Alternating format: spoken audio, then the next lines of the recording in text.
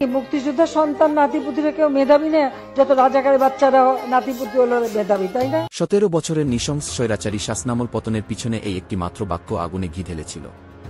অথচ এই রাজাকার টেক দিয়েই দমন পীড়ন চালিয়ে ক্ষমতা টিকিয়ে রেখেছিল আওয়ামী লীগ। যখন যাকে ক্ষমতার জন্য হুমকি মনে করেছে আওয়ামী লীগ কর্তৃক শেখ হাসিনা, তাকেই রাজাকার টেক দিয়ে গুম, খুন, জেল, ফাঁসির মাধ্যমে টিকিয়ে রেখেছিল ক্ষমতা। কিন্তু একটি প্রশ্নের উত্তর মুহূর্তেই পাল্টে যায় রাজনীতির প্রেক্ষাপট। প্রভাস আমিন এটিএন বাংলার সরকার দলীয় তেলবাজ সাংবাদিক। তেলবাজি করেই প্রশ্নটি করে প্রভাস আমিন। শেখ হাসিনা অহংকার বশত উত্তরে রাজাকারের বাচ্চা বলে তাচ্ছিল্য করে বসেন। এখন আমার সামনে যদি দুইটা অপশন থাকে যে দুইজনই সমান মেধাবী, একজন মুক্তিযুদ্ধের সন্তান, একজন রাজাকারের সন্তান, আমি অবশ্যই মুক্তিযুদ্ধের সন্তানকে চাকরি দিতে চাই। অবশ্যই। জি। তার মানে কি মুক্তিযোদ্ধার সন্তান নাতিপুতিরা কেউ মেধাবী না, যত রাজাকারের বাচ্চারা নাতিপুতি হলো মেধাবী। সাথে সাথেই বিক্ষোভে উত্তাল হয়ে রাজপথে নেমে আসে ঢাকা বিশ্ববিদ্যালয় সহ সারা দেশ। শেখ হাসিনা বুঝতেই পারেননি প্রভাস আমিন তেন দিতে দিতে কোনো ফাঁকে পঞ্চায়েত দেশে আঙুল দিয়ে ফেলেছে। যখন বুঝেছে তখন আর কিছুই করার ছিল না। চলুন সূচনা থেকে উপসংহার সংক্ষেপে বিস্তারিত জেনে আসি। 5 জুন সরকারি চাকুরির নিয়োগ ব্যবস্থায় কোটা পদ্ধতি সংস্কারের দাবিতে দেশব্যাপী বিক্ষোভের মধ্যে 2018 সালে সরকার কর্তৃক জারি করা সার্কুলারকে অবৈধ ঘোষণা করে সুপ্রিম কোর্টের হাইকোর্ট বিভাগ। ঘোষণার পরপরই শিক্ষার্থীরা রাস্তায় নেমে আসে, কোটা পদ্ধতি বাতিলের দাবিতে সারা দেশের বিভিন্ন বিশ্ববিদ্যালয়ে বিক্ষোভ মিছিল বের করে। এবং 6 জুন ঢাকা, জাহাঙ্গীরনগর, রাজশাহী, জগন্নাথ ও চট্টগ্রাম সহ 6টি বিশ্ববিদ্যালয়ের শিক্ষার্থীরা কোটা পদ্ধতির বিরুদ্ধে শান্তিপূর্ণ বিক্ষোভ করে। 1 জুলাই ঈদুল আজহা উদযাপনের কারণে 24 দিনের বিরতির পর শিক্ষার্থীরা কোটা বাতিলের নতুন নির্বাহী আদেশের দাবিতে ঢাকা বিশ্ববিদ্যালয় ক্যাম্পাস এবং আরও কয়েকটি বিশ্ববিদ্যালয়ে বিক্ষোভ করে। এরপর আন্দোলনকারীরা দাবি পূরণের জন্য 4 জুলাই সময়সীমা নির্ধারণ করে। 4 জুলাই আপিল বিভাগ হাইকোর্টের রায় স্থগিত করেনি, যা কার্যত কোটা বাতিলের 2018 সালের সার্কুলারকে অবৈধ করেছে। ফলে শিক্ষার্থীরা সারা দেশে তাদের বিক্ষোভ আরও তীব্র করে। 5 জুলাই সারা দেশের বিভিন্ন বিশ্ববিদ্যালয় থেকে প্রচারণা জোরদার করার জন্য বৈষম্য বিরোধী ছাত্র আন্দোলন ব্যানারে শিক্ষার্থীরা অবস্থান কর্মসূচি, বিক্ষোভ, সমাবেশ এবং সড়ক অবরোধ কর্মসূচি পালন করে। তারা এর পাশাপাশি 6 জুলাই শনিবার প্রতিবাদ কর্মসূচি, বাংলা ব্লকেড ঘোষণা করে এবং 7 জুলাই রোববার থেকে ক্লাস পরীক্ষা বর্জনের আহ্বান জানিয়ে দিনের কর্মসূচি শেষ করে। 6 জুলাই বিক্ষোভকারী শিক্ষার্থীরা বাংলা ব্লকেড কর্মসূচির প্রথম দিনে রাজধানীর Shahbag, Nilkhet, hair road, Minto road, science lab, Bangla motor মোড় এবং ঢাকা রিচা ও ঢাকা চট্টগ্রাম মহাসড়ক সহ প্রধান সড়কগুলো কয়েক ঘণ্টার জন্য অবরোধ করে রাখে। 7, 8 ও 9 জুলাই শিক্ষার্থীরা রাজধানীতে অবরোধ কর্মসূচি পালন করায় ঘণ্টার পর ঘণ্টা স্থবির হয়ে পড়ে ঢাকা মহানগরী। দেশের সড়ক ও রেলপথের গুরুত্বপূর্ণ পয়েন্টে ভোর থেকে সন্ধ্যা অবরোধ ঘোষণা করে। 10 জুলাই এদিন আপিল বিভাগ 4 সপ্তাহের জন্য কোটার ওপর স্থিতাবস্থা জারি করেন। সব গ্রেডে সরকারি নিয়োগে কোটা পদ্ধতি সংস্কারের দাবি জানান শিক্ষার্থীরা। এতে বিক্ষোভ কিছুটা শীতল হয়। কিন্তু 11 জুলাই আওয়ামী লীগের সাধারণ সম্পাদক ওবায়দুল কাদের বলেন, কোটা আন্দোলনকারীরা দেশের সর্বোচ্চ আদালতের বিরুদ্ধে তাদের পেশিশক্তি ব্যবহার করছে, যা অযৌক্তিক ও বেআইনি। স্বরাষ্ট্রমন্ত্রী বলেন, আন্দোলনকারীরা সীমা অতিক্রম করছে। ফলশ্রুতিতে শিক্ষার্থীরা ক্ষিপ্ত হয়ে রাজধানীর বিভিন্ন গুরুত্বপূর্ণ মোড়ে এবং মহানগরীর বাইরে মহাসড়কে অবস্থান বিক্ষোভ করে এবং পুলিশের বাধা সত্ত্বেও সড়ক, মহাসড়ক এবং রেলপথে যান চলাচল ব্যাহত করে। 12 জুলাই ঢাকা বিশ্ববিদ্যালয় ছাত্রলীগের একটি দল আন্দোলনকারীদের উপর হামলা চালায়। এ সময় ভিডিও ধারণকারী এক শিক্ষার্থীকে একটি হোলে নিয়ে মারধর করে ছাত্রলীগের সদস্যরা। 13 জুলাই সাপ্তাহিক ছুটির দিন থাকলেও দেশের বিভিন্ন বিশ্ববিদ্যালয় ও কলেজে বিক্ষোভ মিছিল করে শিক্ষার্থীরা।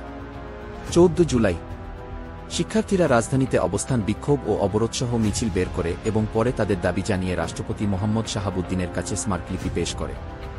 এদিন সন্ধ্যায় গণভবনে এক প্রেস ব্রিফিংয়ে তৎকালীন প্রধানমন্ত্রী শেখ হাসিনা আন্দোলনরত শিক্ষার্থীদের রাজাকারের বাচ্চা বলে উল্লেখ করে বিতর্কিত মন্তব্য করেন, যা আন্দোলনকে আরও উস্কে দেয়।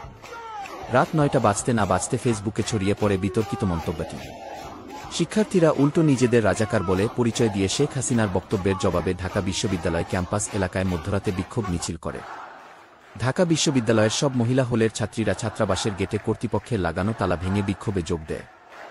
শিক্ষার্থীরা স্লোগান হয়ে ওঠে, তুমি কে, আমি কে, রাজাকার রাজাকার, কে বলেছে স্বৈরাচার স্বৈরাচার, নতুন ভাষা, এই একটি ভাষা সারা বাংলায় ছড়িয়ে পড়ে।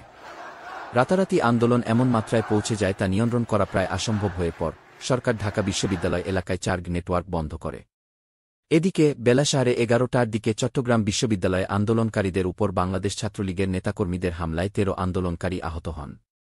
14 জুলাই আওয়ামী লীগ দলের সাধারণ সম্পাদক ওবায়দুল কাদের গণমাধ্যমকে বলেন, দলের ছাত্র সংগঠন বাংলাদেশ ছাত্রলীগ শিক্ষার্থীদের উচিত জবাব দেবে।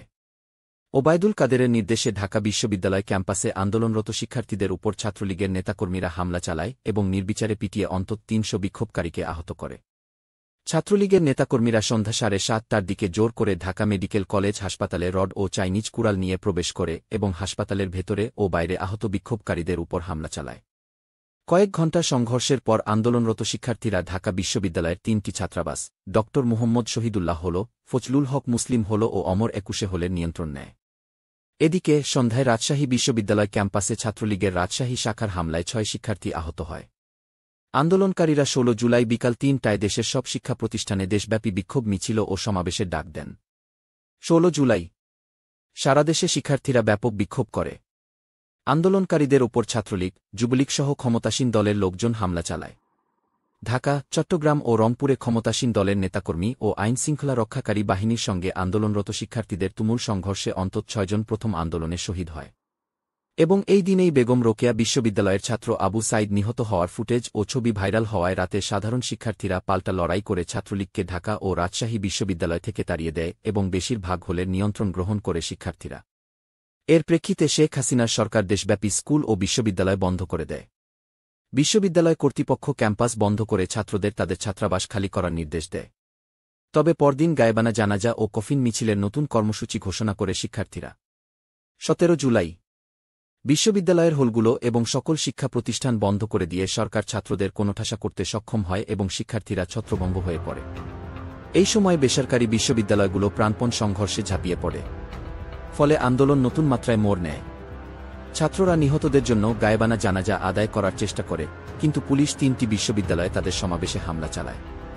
তৎকালীন প্রধানমন্ত্রী শেখ হাসিনা দম্ভ ভরে সন্ধ্যা ৭:৩০টার দিকে জাতির উদ্দেশ্যে ভাষণ দেন এবং ঘোষণা করেন যে তিনি অপরাধীদের বিচারের আওতায় আনতে বিচার বিভাগীয় তদন্ত শুরু করবেন। কোটা প্রসঙ্গে তিনি শিক্ষার্থীদের সুপ্রিম কোর্টের রায়ের জন্য অপেক্ষা করার আহ্বান জানিয়ে বলেন, এই সিদ্ধান্ত তাদের হতাশ করবে না। শিক্ষার্থীদের উপর সরকার দলীয় হামলা, আহত, নিহত হবার প্রতিবাদের ছাত্ররা ক্ষোভে কোটার বিষয়টি হাইড রেখে নিহতদের স্মরণে পরের দিনের জন্য সারা দেশে পরিবহন চলাচল বন্ধ, কমপ্লিট শাটডাউন কর্মসূচির আহ্বান জানায়। ১৮ জুলাই সম্পূর্ণ শাটডাউন কর্মসূচির প্রেক্ষিতে ঢাকা ও অন্যান্য ৪৭টি জেলায় বিক্ষোভ, সংঘর্ষ, পুলিশের গুলি ও হামলার ঘটনা ঘটে। এসব ঘটনায় আহত হয় অন্তত ১৫০০ জন। হাজার হাজার শিক্ষার্থী পরিবহন বন্ধ কার্যকর করার জন্য বিভিন্ন গ্রুপের সাথে যোগ দেয়। পুলিশ ও অজ্ঞাত ব্যক্তিরা বুলেট, শটগানের গুলি ও রাবার বুলেট দিয়ে তাদের উপর গুলি চালালে কমপক্ষে ২৯ জন শহীদ হয়।